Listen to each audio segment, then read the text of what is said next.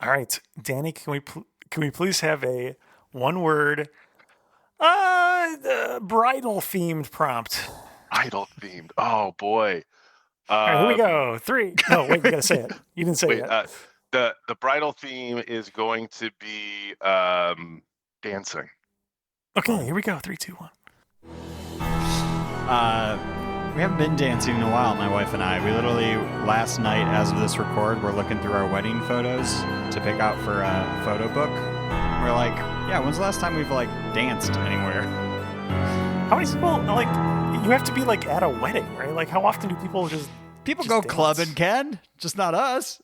Oh, well, I think some people do the Dance of the Dead because it's almost Halloween. Welcome to the Overtalking Podcast with your hosts, Ken and CJ. Say hi, CJ. Very good. This is the spooky show where we talk over TV shows and just movies, horror movies only, all month of October. And this week we're talking about Bride of Frankenstein. The That's sequel? right. Question mark? Yes, it is. It is a sequel. Possibly know the that? first one? It's the first one for the Bride. Is that a trivia question? Is this the first sequel ever? Oh, I actually don't know that. Could be. I'm going to have to look that up. Let's bring on our guest. Welcoming back, we got Danny, who's here for almost every single Halloween episode. Welcome back. Hi. Oh, hey guys. Hi. Hey, Hi. thanks for having me. Thanks for being here. Oh Thanks for man, being I'm here. I'm excited. I'm excited to talk about this. I'll tell you one reason why I'm pretty excited is because earlier today I was listening to the very first episode of the Overtalking October Halloween Spectacular, Wow. where you discuss not plain old Frankenstein meets Abbott and Costello. Oh, of And this I- year. Of this month, yes. of this year. Okay. Yes. Yeah, I'm Sorry. sorry. Of this cycle. Of this I thought you were cycle. listening to episode 50 or something. I was like, oh, wow. what was that? Yeah. That can't be good. And I'm here to critique. It was garbage.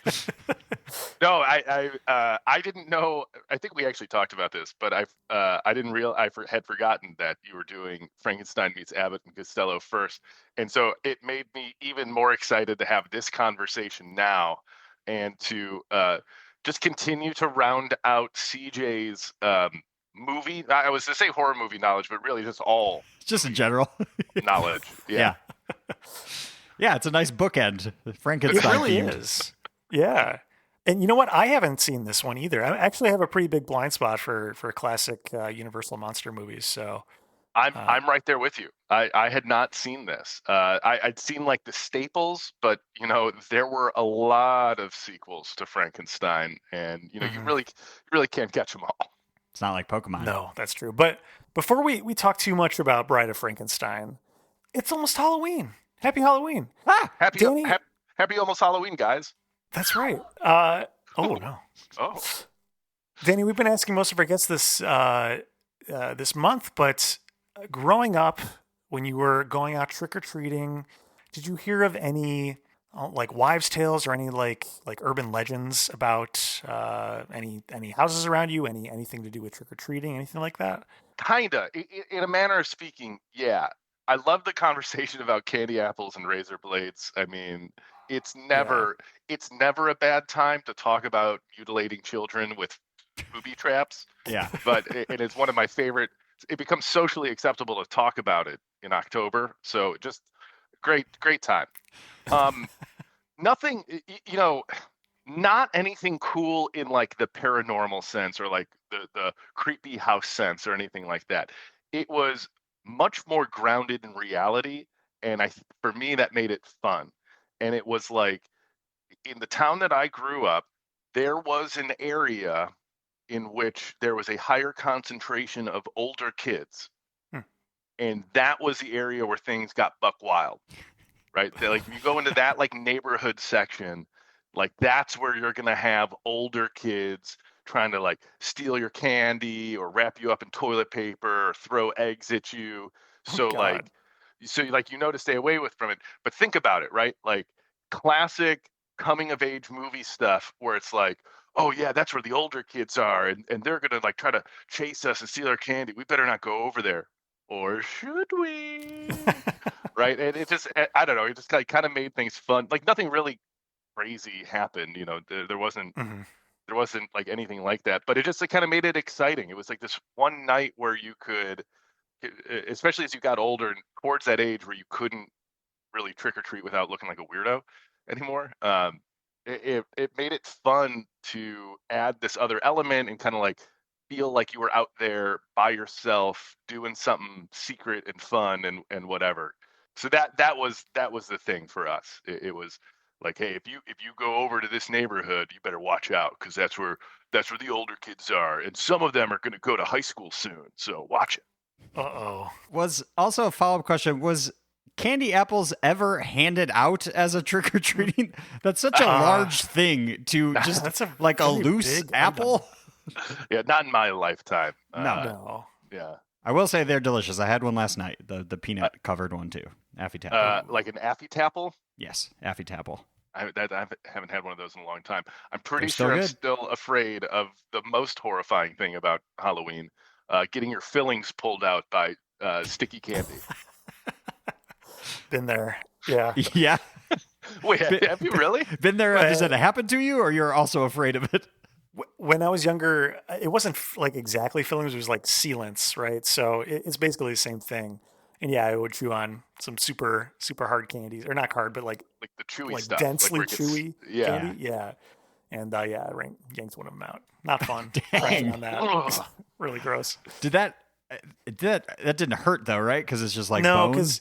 Yeah, because it wasn't like to fill a cavity or anything. It was just to like prevent a cavity, I think, or something like that. Okay. I don't know. There's some distinction there, but yeah, it didn't hurt. It was just like, oh, I'm chomping on like glue now. This Yeah. is disgusting. And got to go back But, to the but your dentist. parents were pissed. Yeah. like Probably. we just paid for all that dental work. Yeah. Right. That was a great I don't know if I impression of told them. I Ken's was just dad like- too. That's exactly what he sounds like. How did you know that? Sure. Number one fan of the podcast. Shout out to my dad. Shout out, Bob. All right. Yeah. Danny, when you got older, did you participate in any of the debauchery around Halloween? Look at him. Of course he Join the did. older kids? God damn it, CJ, that's both insulting and accurate. Yes and no. I never graduated to like the upper end of like the local neighborhood hazing depth chart. I guess. couldn't crack I it. didn't ever do that stuff that I described, but and also I didn't limit myself to just October or Halloween for shenanigans. It was really a year-round venture for me. But yeah, like all sorts of stuff. Probably things. I'm not sure what the statute of limitations are on some of them. I'll just so- bleep all of it. It'll be one long. Yeah, just say yeah. one long bleep right here and begin. So my first felony, there's nothing that like comes to mind specifically around like Halloween and like shenanigans and stuff, but just like it was mostly like going to a party or like if somebody was going to have something going on, and when those situations would spiral out of control, parties that become several house parties at once and tearing through a neighborhood trying to steal the cool decorations and stuff that we found. I would never want to steal candy from a kid. That's literally the worst thing you can do. Yeah, That's cool. seriously. Those kids work hard for that candy. Yeah. I don't know, CJ, if I've ever asked you that, but did you, like, I mean, I knew you growing up, but, like, you didn't ever, like, I don't know, roam the streets and egg houses on Halloween or anything, did you? Yeah, I had one hand on the wheel and the other on my BB gun, just nailing people as I drove by. Great. We already know that the worst thing you've done on Halloween is just avoid children and not give them candy. That's right. Yes. Just wait outside until they leave my front stoop so that I can go inside. Oh, CJ, the horror. Yeah. God. And yes, obviously, I did not egg anyone. Okay. What? Well, No.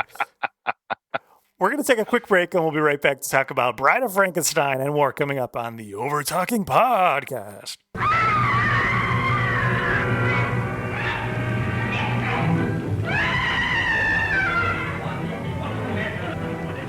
Oh, sir, she's gone!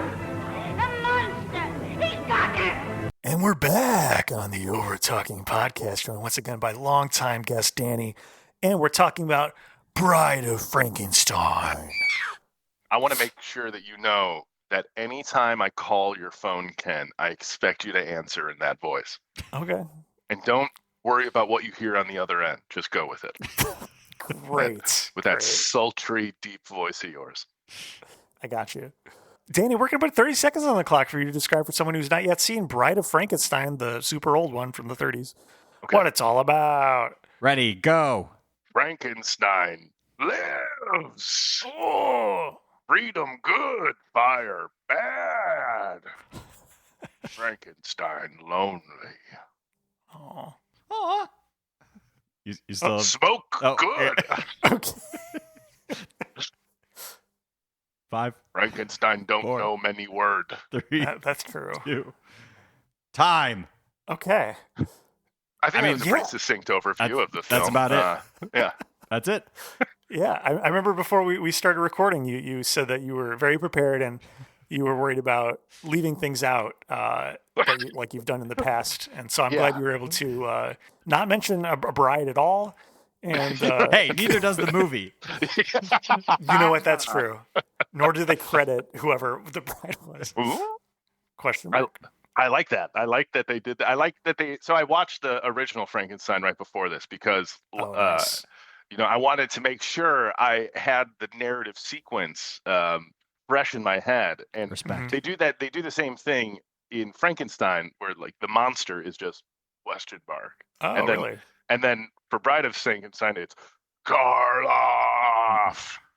As they would bill him. Yeah. Forget Boris. It was just Karloff. Karloff. Like Cher, just one name. Much more mysterious. Just like Cher. Just One like and the Cher. same. Yep. I just thought it was interesting that what was it? The monster's mate is how they build it. And they did the title, the credits at the beginning, but then they do them at the end as well after we've seen them. And they still had the question mark as if like we hadn't Still can't know. just seen who it was. Like, I don't know. Did you catch too in the credits? It says above it something about like the cast deserves a second viewing or something like that.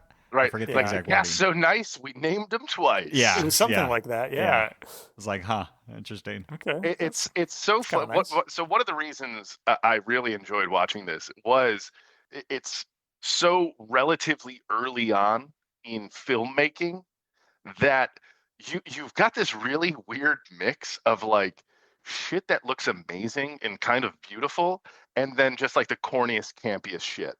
And it's all done like extremely seriously because this stuff hasn't happened yet, and so people can't poke fun at it yet. It's genuine, and I really enjoyed that about the movie. I felt the same I did with Abbott and Costello, where like once again I am more impressed by these special effects than I am in like modern day movies. Hell yeah. Yo, for real. For real. I want to know how they did the little miniature people in a tube part. That was interesting. That was something I 100% did not expect. Yes, at I all. did not see that coming either. And I didn't expect it to look that competent. Yeah, Like, it looked It good. looked decent. Yeah. Yes. Yeah. Yeah, for the listeners, there's a mad scientist that basically shows off his creations, and they're literally like... Fucking spoiler alert, in Yeah, case you haven't sorry. seen this in the last 100 years. that he basically creates these miniature people that are like a few inches tall and puts them in these like little glass tubes to show off. There's like a king and a bishop and a queen and a ballerina. But yeah, the special effects for that part, I genuinely was like, wait, how did they do that? Like, I don't understand the mechanics of it. I need to like go look that up. Yeah, I thought that was really cool. What I liked is this element reminded me of Wizard of Oz. That thing where like you can tell that like almost the entirety of it is shot in a studio, right? Not those like outside scenes like in the village, but like everything like so they're in the woods and they're in the studio. Yeah. Right. Yeah. And the set dressing, the way they built that set and everything around it is just very appealing to me in a way I don't totally understand, but it reminds me of like the sets you see in Wizard of Oz, where Yeah. like, yeah, here's the cornfield, there's the forest, and sure, I can tell that that's a wall back there that they've like matte painted into a vista, but somehow it all comes together to be like a very satisfying composition. And it's just kind of amazing, like photography and set design feels like it had really outpaced the art of putting a movie together, right? Like you can make it kind of look good in these ways, and you can look dramatic, and you have these like cool shots and angles, and you really know how to work with lights and lighting and stuff way more than I would have expected. But everybody's got that transatlantic accent. Thank you, CJ, for teaching me what that was earlier today when I saw you in the office. Like everybody's got that weird accent, and it's like really hokey and corny in ways. But there's just, man, there's stuff you got to look at this movie and be like, that's really well done, even by today's standards.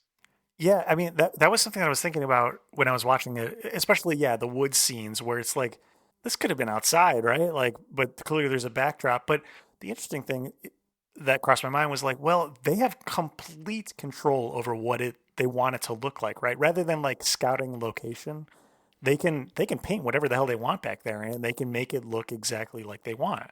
And I thought that was really interesting. For me, it's like the sound. It's knowing that back then it wasn't that everyone was mic'd. It was like one mic hanging over everybody. So if you were to try that outside, it would sound like garbage. Yeah. So true. I think like, cause the part of the movie that sort of hit that on the head and reminded me that that's the case is when we see the titular bride and her like tarp dress thing she's dressed in is so loud when she's taking steps, like just that fabric movie. And I was like, oh, that's right. It's just because it's like one boom mic over all of them capturing anything that moves. Yeah. It's really fun kind of going back I am not that familiar with like the Universal classic monsters. I wasn't sure what to expect from this. And now that I've seen it, like I'm very interested in watching a bunch more of them. And there's a lot. They did not skip out on making a bazillion movies about all these characters. That's true. Yeah, I don't know digging through some of my we were digging through some of my old Blu-rays in preparation of Spooky Month. And it turned out I had like a collection of Universal Monsters Blu-rays, and this was one of them, so I popped that on. But yeah, I kind of wish I had put on Frankenstein before it, too, because I want to see that. And Bride of Frankenstein was short enough where it probably would have been pretty easy to double feature that. But it's cool, dude, because they give you that very succinct recap using scenes from the original movie to get you up to speed. Yeah, I liked that. It was sort of like off-putting, I would say, to me, where it was like, because I couldn't tell, because then they sort of name one of them as like Shelley, and I was like, oh wait, so that's the author, right? Like they're talking to the author, and then after a few minutes, I was like, oh yeah, they literally are talking about the story that this person wrote, but then cutting to the movie. Well. Yeah, I was like, oh okay. It took me a while to understand what was going on. What was even more weird too was that they set that up at the beginning as if that this is a story being told, and they never went back to it. I expected it to be bookended with like narration. That's how the monster died or something, but no, I don't know. Spoilers. Well, spoiler. Maybe. I think there's more sequels. So yeah, I mean they only made like 5 more Frankenstein movies. Right. I don't think that Hollywood had settled into the rhythm that we know now. The way we do things now is very predictable. I mean, I think we could have I definitely don't want to go down this rabbit hole, but I think we could have an argument that like we've run out of ideas and we're really just majorly recycling everything right now. Yeah. But back then, there weren't the same sort of like formats and understanding of things. So like, I don't know, I guess in my head, I'm assuming that they're like, well, there's no guarantee that the people who are coming to see Bride of Frankenstein have ever seen Frankenstein. And True. VHS and HBO do not exist. Yeah. So it's not like they can just like, oh, I'll go watch the first one before. No, you have to like find a movie theater that's running it, and who knows if they are, Yeah. So it's like you've got to build in Yeah. that like let me get you up to speed. But even then, right? This is a movie based on a book that's over 100 years old at the time. Yeah. So I guess we ran out of ideas a real long time ago. Yeah. To me, my modern day analogy is comic books. The first few pages are always catching you up on what happened last time so that they can get into this, because it has been a full month since the last issue came out. Yeah. So you got to you remember. Probably forgot and threw that issue out. So yeah. let me remind you where you're at. Yeah. Plus, I can fill up pages that you are paying for. Exactly. Yeah. You brought this up already, but what do you guys think? What did you expect out of this movie? And what do you think about what you got? And I'm really just going to leave that as vague as possible to allow your minds and how you take it to fill that in. I expected the Bride of Frankenstein to be a central plot point. Yes. And what I got instead was Frankenstein 2. Yes. Pretty Electric much. Boogaloo. Yeah. Yes. I will answer that question by saying the only part of the movie I want to talk about is the last 10 minutes of the movie, where I even paused the movie to see where we were in the timestamp, and we see the Bride of Frankenstein, the thing that the movie is named after, in the last 10 minutes of the movie. Yeah. Yeah. First of all, I agree. And I think it's hilarious that you can that's just how it was. I want to challenge myself to sit here and be like, well, we have to remember that this is really a discussion, a dismantling of what happens when you get your freedom. And that maybe the worst punishment is getting what you want, and being unsatisfied with it. And really, when we think about what but that's not what it is. Yeah. I don't think so either. I mean, sure, that can be there, but it's not what it is. It's not what it is. It's funny. There is this. I don't know what you guys think. But I agree, right? Like, this movie is semi-humorous. Like, not like it's funny to us now.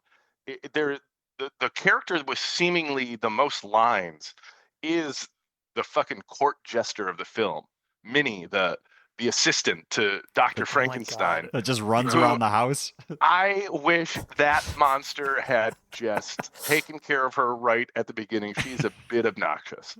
She is insane. Her only job is to yell and run from place to place. Yeah, but apparently it pays well. I don't want to go too off on a tangent, but I did write something down of like, no wonder men treated women so poorly back in the day if this was like the media that they were shown. Oh my goodness. Because every woman in this movie is like, quote unquote, hysterical or like over the top.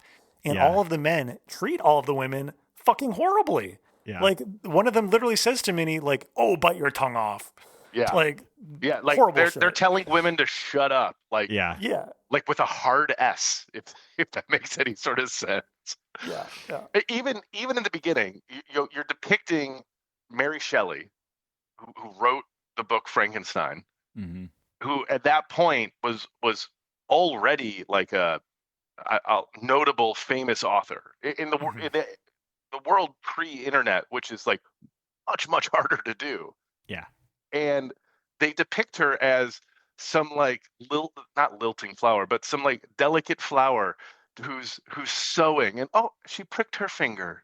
And it's like, I don't know. I don't know anything about Mary Shelley, the real person, but like, boy, you sure seem to have gone out of your way to make her seem like a feckless, aloof woman. Let me tell you about Mary Shelley, because and this was in the original cut of the film, and they cut it out because it was way too scandalous, but they make reference to it that she was in like a three-way marriage situation. And I don't know all the details, but her and the two other men in that scene are apparently supposed to be the people in this relationship. Whoa. Oh my. See, and this is what's interesting, right? This mix of highbrow, lowbrow. Like, there's this corny, dumb shit that they're doing in there, But there are these like themes that they're trying to explore. And I was thinking about it a little bit. I mean, first of all, they're clearly in the book, Frankenstein. It is an allegory. Like no, it's entertaining. It's fascinating. It's sci-fi. It's imaginative, but it's clearly an allegory about, first a man playing God and the pitfalls therein, but also the Bride of Frankenstein is part of the book to an extent, right? They'll say thematically, not the actual plot points in the movie. So like there is this foundation of like thoughtfulness of art, of societal critique. And I kind of think like, I wonder, this is an era of Hollywood before we had, I don't know, distilled marketing and focus groups and everything like down to its essence. Like it feels like now you know what the result is going to be before you ever release something. Yeah. And so they're trying to like, appeal to people to get them to go out and see this movie. And so you have to kind of like offer a little bit of everything, right? You have to have slapstick. You have to have titillation. You have to have some sort of theme that, pipe smoking, stuffy people want to like pick apart and stuff. And it's kind of interesting to see it all just kind of smashed together and what comes out of it. It's weird. I would say, that's what I would use to describe this movie. It's weird. It's all over the place. Yeah. First, it's Frankenstein roaming the countryside, not really killing people, but like just repeatedly over and over being misunderstood. Yeah. And then he stumbles into the blind guy's cabin and then makes a friend and learns how to speak. Yeah. Yeah. It's so learns nice. how to speak, learns how to smoke, yeah, learns how to drink. Which when that scene started, this also being my first time watching this, I was like, oh, that's what Young Frankenstein is referencing. It's this part of the movie. Like, oh, I didn't even make that connection. Yeah, you're right. I was like, oh, they're just redoing this, but in a funny way. It's just a different, but it's the exact same thing. Damn, that's great. Oh, now I know the reference material. Oh, well, now you're ready to now you're ready to go back and enjoy Young Frankenstein on a whole new level. Oh yeah, I'm sure. I think we need to watch original Frankenstein, and then we need to go back and watch Young Frankenstein again.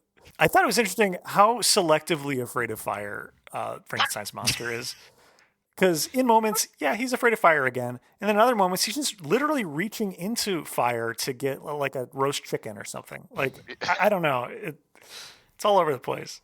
I would say it's interesting that they used real like fire. Like people are just legitimately lighting stuff on fire like inches away from each other and waving it around. Like, dude, right? Like you're seeing that shit. It's like, yo, man, that's a lot of fire. That's a ton of fire on set. Yeah. I'm sure everything is as flammable as possible. Yes. Apparently, this set wasn't exactly the safest. Boris Karloff, you don't say. In the beginning, when he was climbing out of that like wet / on fire hill from the previous movie, he slipped and fell and dislocated his hip. Jeez. And so, like the limping you see throughout the rest of the movie is like genuine. He's like screwed up a little bit. It's interesting. And now it's just a part of Frankenstein. His injury is just who Frankenstein was actually supposed to be quite nimble. And I don't know. I'm just kidding. I don't know that. No, I don't know. By the way, Young Frankenstein covered on this show on episode 120 from October of 2019. Go back and check it out, folks. I think Riley was the guest. Riley was the guest. Good memory. Oh yeah, I totally remember that. I can tell that you just pulled that out of your brain. Yep. Absolutely. We probably drank some Jacko Blast, I'm sure. Oh, God. We almost certainly did. Yeah, you're right. So gross. Gun's favorite. Thank you for blasting me with your Jack. We gotcha. One last thing I want to talk about before we go to trivia. I thought it was very funny how towards the end of the movie, when we finally see the Frankenstein monster's bride or whatever we want to call it, and she's like, I think we want to call it the Bride of Frankenstein. I guess you're right. Yeah, That's what you would call it, huh? Yeah. See the Bride of Frankenstein. Okay, hold on. I want to go on a separate tangent. She's not really the Bride of Frankenstein, right? Frankenstein is the guy, right? Yeah. In fact, she is the Bride of Frankenstein. Frankenstein made a bride. Granted, for his other monster, but that is the bride of Frankenstein. Yeah. That woman is a possession. All right. Fine. But no, I'm with you. I go with you. This is All right. this is where I'll it all give you got that. fucked up. This is exactly where this got fucked up. Yes. When yeah. everyone thinks that Frankenstein is the monster, it's because Bride of Frankenstein, one would assume. Yeah. Well, I love that they just cut to the weird doctor. I don't remember his name. And he's just like, the Bride of Frankenstein. Oh, like, they had to yeah. put that in there to be like, oh, yeah, this is who it's supposed to be. Well, so I You said like the name that. of the movie. Yeah. Yeah, I did give a little clap at that part. I also really appreciated that they made sure to include "It's alive" again. Yes. Right, you gotta alive, hit it. Is what they say this time. She's alive, and then like every Hollywood marketer was like, "Ooh, yeah, this is a good trope. First we'll say it this way, and then we'll change one thing about the phrase, and so you know." Okay, same tie movie, it but back. get this: it's a woman. Oh my god! There's like two more things I want to bring up that I think are kind of interesting. One is this: the Dr. Pretorius, or I'm not sure what his name is, but it's close to something like that. The other doctor, the bad doctor. So apparently, he was the way he was acting, the way he was speaking, was meant to not elicit, but to denote homosexuality. Oh, I did not catch that. Right? Because we live in a very different world. Yeah. Right. Where you can just be gay. That wasn't the case back then. And so it was kind of like the words he used, the way he used them, the tone, his particular accent was supposed to kind of be like, oh, like he's one of those funny ones.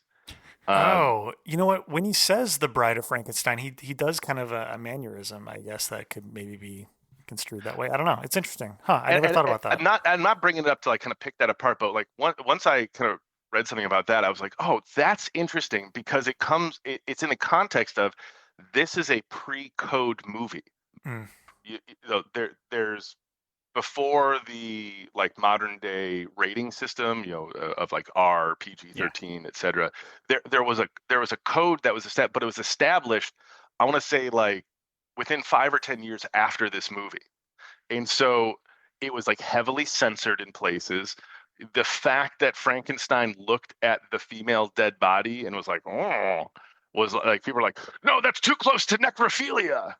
Whereas like today we wouldn't bat an eyelash at that shit, So there was all these things that were like kind of put in there that I think are references to stuff that the writer knew, like, hey, like people are starting to talk about this stuff and we're not going to be able to like put it in willy-nilly anymore. So let me get some of this stuff in here while we can. So I don't know. I just thought that was an interesting tidbit.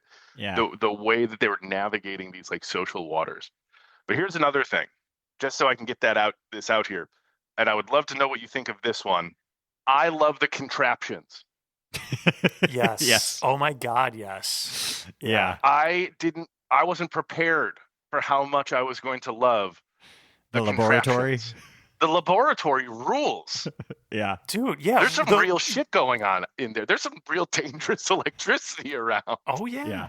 Yeah. The whole thing of like the table she's on I didn't expect it to get raised all the way up through the ceiling to the outside. That was incredible. And then the whole, I don't know, disc structure that was above her, it's incredible. It's ginormous, or at least it looks ginormous on the screen.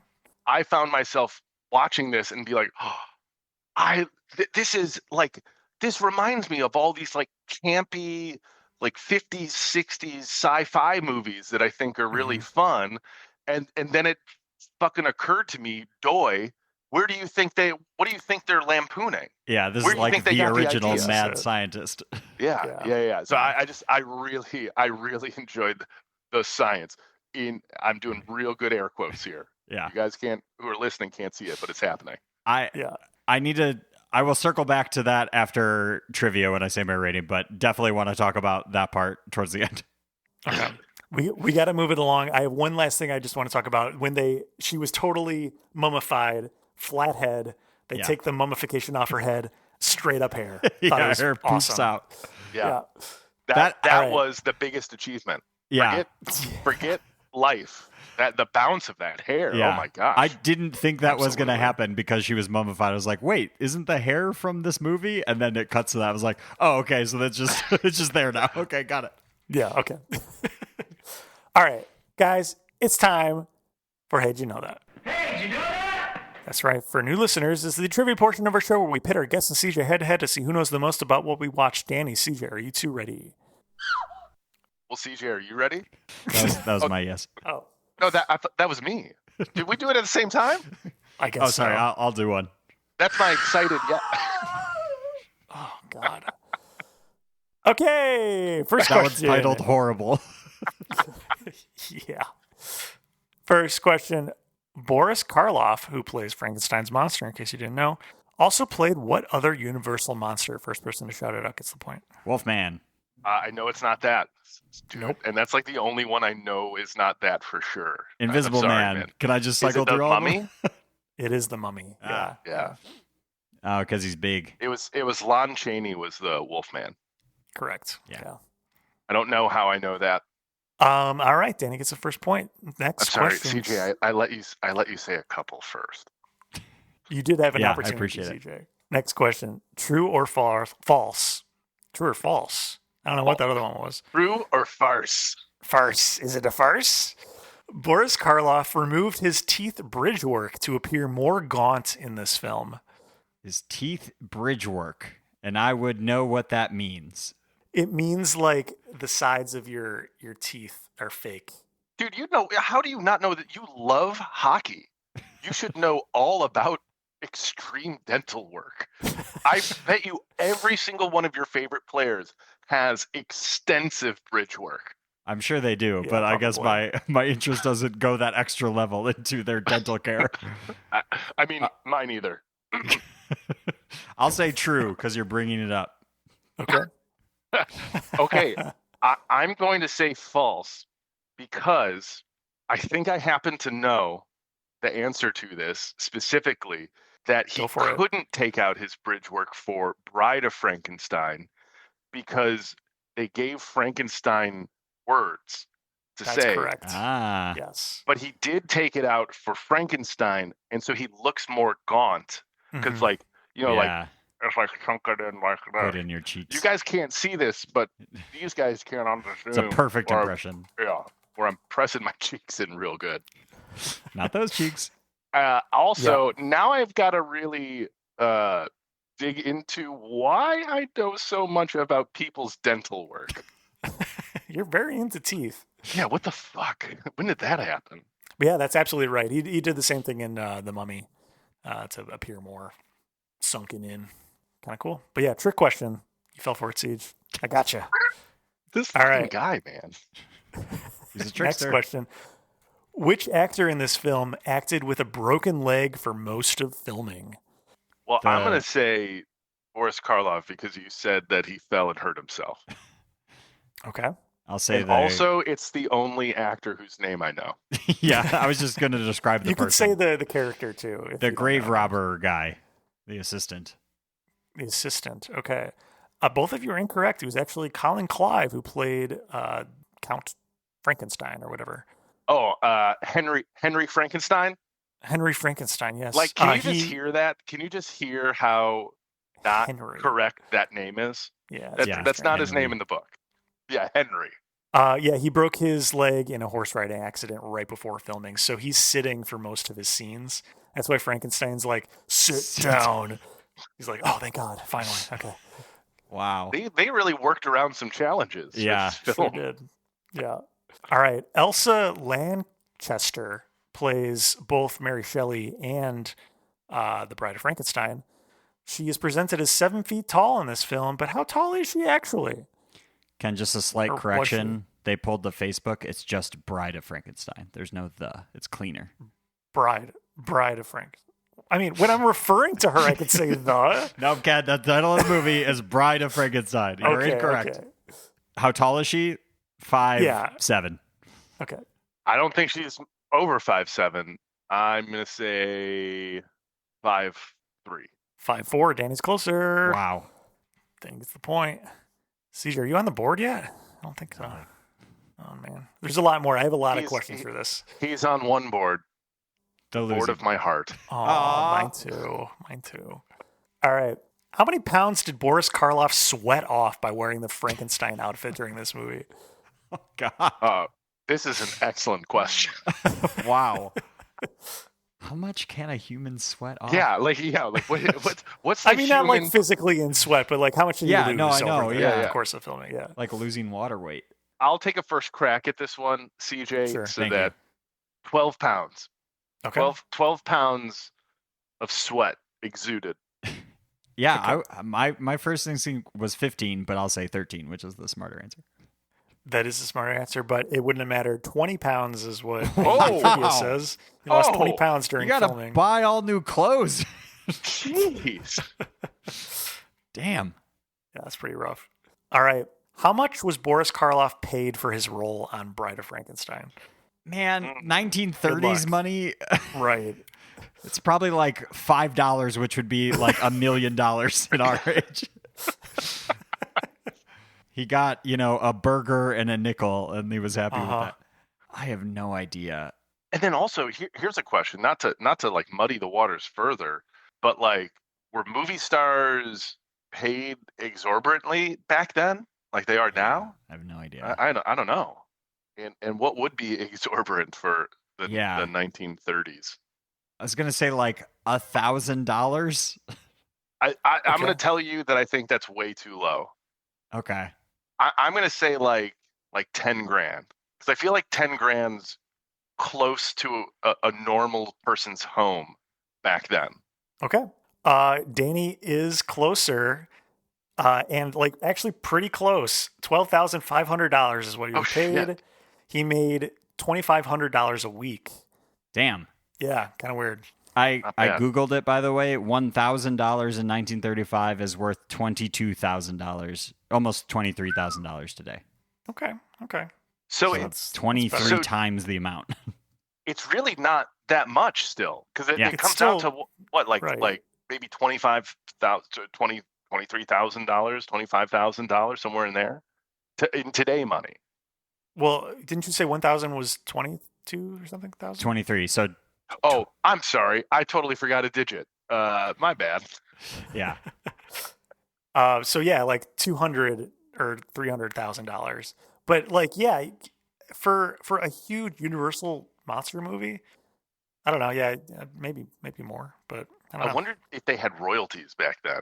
Like, I wonder if he got paid out like the rest of his life from people like rerunning the film. My guess is no, just the way Hollywood works. Probably not. Yeah. My guess is that people had to fight for that for Yes. decades in order to achieve it. Yeah, that Probably. tracks. All right, Yeah. next question. Valerie Hobson, who plays Frankenstein's fiance / bride, not the monster, the other Thank you. guy. How old was she during filming? And I'll give you for reference, Frankenstein was played by someone who was 35. So she's probably like, knowing Hollywood back then, like 20. First of all, I think you're giving Hollywood more credit than it deserves. Younger, But 17. I'm going to count on the trickiness of Ken, and I'm going to say 36. Oh, wow. Progressive. Yeah, very progressive and giving me more credit than it's worth. CJ was closer, and your second guess was correct, CJ, 17. Gross. Oh, God. Hollywood sucks. I knew I was wrong, but I didn't want to be right. Yeah. All right, what were the monster's first word? Well, what was the monster's first word? It was just one word. First person to shout it out gets the point. Good. Then it's friend. Oh, just keep Do you going? wanna- Bad. Yeah, I guess just keep going. Yeah, Yeah, he only said 10 words, so we should be able to figure this out. Good, bad, fire, friend, smoke, Drink. drink. Eat. None of those? Dead. I'm afraid you guys aren't going to get it. Frankenstein. Monster. No. Uh, All right, time's up. Bread. wow. Yeah. Yep. That's Very awesome. Interesting. Loves his carbs. Sure does. And Brad. who doesn't? Hey guys, what's the body count in this movie? I can think of definitely one at the end, a very gruesome one. Oh, wait, okay. I'm going to count. I'm going to say 6. I'll say 5 because that's right around what I was counting. Danny's closer. Apparently it was 10. In the original Oh. cut, though, there were 21 deaths. Oh, so they cut damn. out a lot. Yeah, Frankenstein got busy. apparently. Dang. All right, how are we looking on points? Danny is up 5-2. Okay, this is the last question. What is the Rotten Tomatoes tomato meter score in percentage? Just closest without going over. This is the critic score on Rotten Tomatoes. Danny, since you're the lead, you'll go first to give CJ the edge, but it doesn't matter, right? So, 90%. okay. Oh, wow. I'm going to go with $1, Bob. Danny is closer. He gets the point again. what? It's- You say you go with 91. I don't That's- think it's higher. I think it should be lower than 90%. Well, that was wrong. 98%. It's like Jesus. revered as one of the best movies. Yeah. All right, well, I disagree with These that. fucking movies can do no wrong, man. Yeah. Disagree. They're too old. But also, like, dude, at the time, this shit was revolutionary. Like, at the time, people were going bonkers over it. But we live in the age of Rotten Tomatoes on the internet. So it wasn't back then, so people should know better. I think that Rotten Tomatoes looks at old-timey reviews for old-timey movies. That'd be But cool. I actually have no idea. I don't. I know really it does go on pull Rotten from Tomatoes. lots and lots of years worth of stuff. It's not like just recent things. So you might Do you be right. think? Do you think that like people today are just like afraid to give it a bad score because it is a classic? Because it is like, Probably. yeah, Maybe. yeah. But that makes Danny our winner. Congratulations. Thank you. This felt like taking candy from a baby. Playing this game against somebody who actively doesn't like scary movies, and in That's my fair. opinion, doesn't seem to like movies at all. Yeah, I agree with partially agree with that. That's, yeah. For those who are curious, the audience score on Rotten Tomatoes is 87%, and the letterbox score is 4.0. Jeez. So still pretty strong. Just because you called me out on liking movies, I think I hit like Oh, boy. 20 movies in September. I was on a tear. Hell yeah, Wow. man!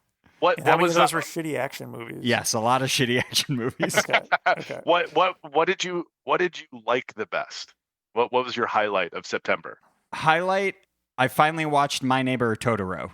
Oh, Loved it. okay. Still, my Wow. heart. Yeah. Oh, I absolutely love that movie. And by the time this episode comes out, I will have visited the museum in Tokyo. Shut the Cool. The Ghibli front Studio door. Museum. What? Yeah. That's going to be awesome. When are you going to Japan? I'm there right now. What? It's amazing. It totally looks like you're in your bedroom. Nope, I'm in Japan. Nope. Or South Korea. I can't remember where we are at this point. Oh, dude, that Wow. sounds so cool. Can you guys just do an episode where it's CJ talking about his trip to Japan? We will. 'Cause I'll be that'll the easy to guest, do. and all I'll say is, "Oh man, that's cool." That's what I'll be doing. That's Yeah. my role. And then what'd you eat? I just watched horror movies. That's the only thing I did while you were gone. Oh, I feel that's going to be the episode. So tune in for that. Yeah, Um, looking forward to that. Well, we're going super hot on time. It's time for our ratings. You've heard us debating. We know you've been waiting. So now it's time to hear our ratings. Danny, on a scale of 1 to 10, what would you rate Bride of Frankenstein for you? I'm going to give this a 7. I'm going to give this a Okay. 7, and I'm Good. proud to give it a 7. And I wasn't exactly sure what to expect going in. I wasn't exactly sure how well a movie made this long ago would hold up, but it was really good. It was like it. First of all, it helps that it's only like an hour and 15 minutes, right? Yeah. Like, Yeah, that's Very quick. Yeah. lovely. Yeah. It kept my attention the whole time. It looked better than it deserved.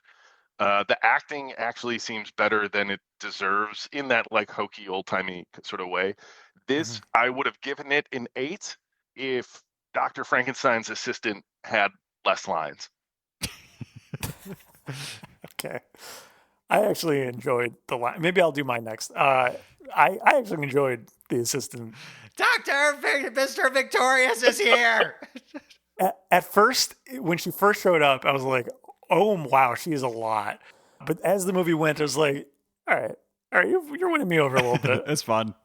Yeah. I'm going to give this an 8, a full 8. I Wow. do enjoy it, and it really makes me want to go back and watch the original Frankenstein. And actually, Dan, I'm curious what you thought of that in like a very succinct, short 9. way. Okay, cool, great. Yeah. Okay, Like then I definitely want to go that back. good. It's that good. It looks that Wow. good. Wow. It's interesting. You realize how much of your life and like the media you've consumed is based off of this one movie. Yeah, it's a must see, God. Okay. and Yeah, and cool. it's even shorter. Excellent. Can't beat it. Cannot beat that. That might be a 10 for me. We'll see. I haven't even watched it yet, but I mean, yeah. But anyway, 8 for Bride of Frankenstein. CJ?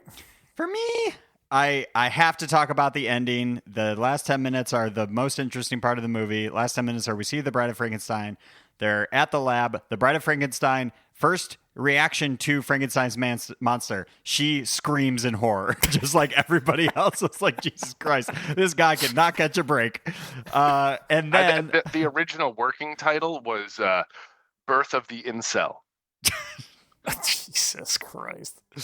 yeah, I thought that was pretty funny. They create this monster for him, and she's instantly horrified. And then somehow it's established that a big lever will destroy the entire laboratory if it is pulled. And so what does Frankenstein's monster do? Does a murder-suicide and takes everybody out with him. What an ending. Did not see that coming. I will give it credit to that. Overall, though, I didn't love this. I'll give this a 6. Like, there were some good parts, but also it was a lot of like, I'm really waiting to see this titular Bride of Frankenstein, and it disappointed once she does appear. That's fair. Yeah. That's totally fair. I am not offended by your score this time. Okay, This excellent. time. This time, yeah. And next time, Well, probably. But We'll see. Yeah. We'll see. Well, that about wraps up Spooky Month for this Wow. year. Everyone have a great, happy Halloween. we did it. Danny, thank you for joining us as Oh, man. always. Thank you guys for Always a having treat. me. I really enjoy doing this with you guys. You're the best. You're doing a great job. And don't take my word for it. Take the word of your sponsors. Where if you had to do a sponsor thing, this is where you could do it. But, Yeah, go to magicmind.com/overtalkingpod20 and do all that. or go to my sponsor, magicmushrooms.com. It's actually not .com. It's actually just go out in the forest and find some mushrooms and put them in your mouth. See what They happens. probably got a start .party munching. domain name like we did. Yeah, that would Right. make sense for Just that. just start putting wild mushrooms in your mouth and enjoy the ride or your death, whatever. Yeah. Great. Excellent. CJ, what do we got to plug besides other things? You can follow us on all of the things at Overtalking Pod. Go to our website, overtalkingpod.party. You can use the search bar and find all of Danny's previous episodes. Email us at overtalkingpod@gmail.com or call or text the show at USACat 1591. Oh no, they're here. For the most seasonally appropriate time, the Overtalking Overlords have arrived. There are cloaked, ghastly, or otherworldly landlords. We're not going to go into the whole thing because it's too long, and this episode's already very long, but they show up at the end of every episode to remind you, if you like the show, please go on Apple Podcasts, Spotify, and rate and review where applicable. Reviews are what help people find this podcast. Also, we spend money in advertising, so if you like yourself, it's Spotify, and all the things. Thank you. And they're gone. Well, as we always say at the end of every single episode. Oh wait, this episode isn't over. It's over now. Bye. Now it's fine. She's alive! This episode of the Overtalking Podcast was produced by Ken and CJ, edited by CJ. This week's guest was Danny. Music by Justin Peters, logo by Nate Richards. Please check out Nate's work on Instagram at Nate Richards Designs. Happy Halloween!